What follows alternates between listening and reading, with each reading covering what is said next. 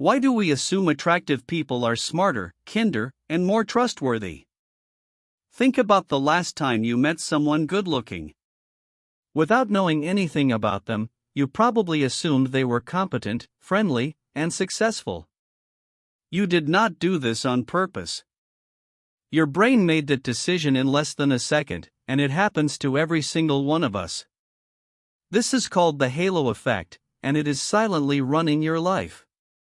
The halo effect is a cognitive bias where one positive trait, usually attractiveness, spills over and colors your judgment of everything else about that person.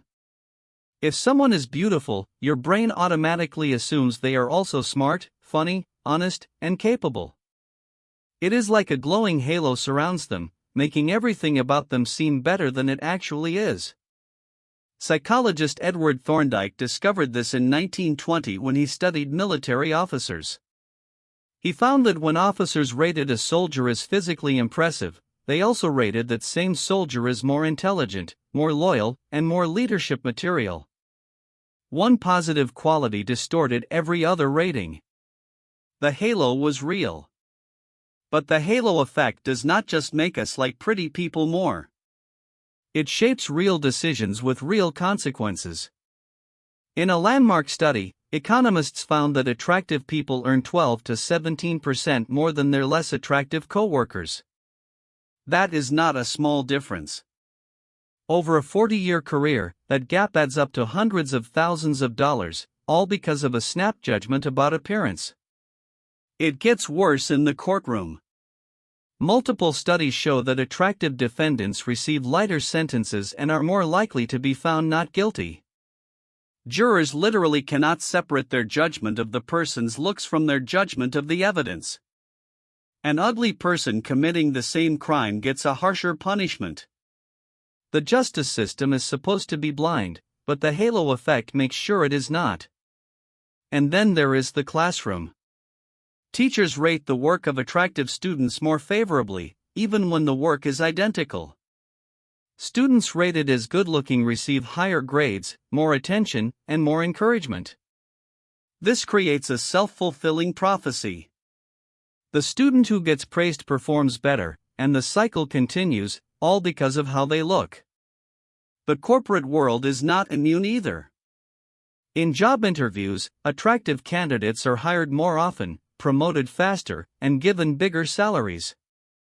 Managers genuinely believe they are making merit-based decisions, but research shows that attractiveness plays a significant role that nobody admits to noticing. There is also a dark flip side called the horn effect. Just as one positive trait makes everything seem better, one negative trait makes everything seem worse. If someone is unattractive, we assume they are also less competent, less trustworthy, and less likable. The horn punishes people for things entirely beyond their control. The halo effect even influences how we judge products in companies. Think about Apple.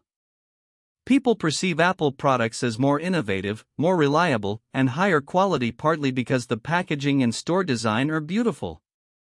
The visual appeal creates a halo that extends to every other attribute. The same psychology applies to restaurants, hotels, and even presidential candidates.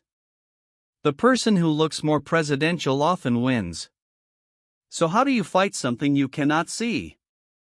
First, slow down. The halo effect thrives on speed. When you make snap judgments, the halo takes over. When you pause and think deliberately, you give your rational brain time to catch up. Second, separate traits. Ask yourself, what do I actually know about this person's abilities, and what am I assuming based on appearance? Third, flip the test.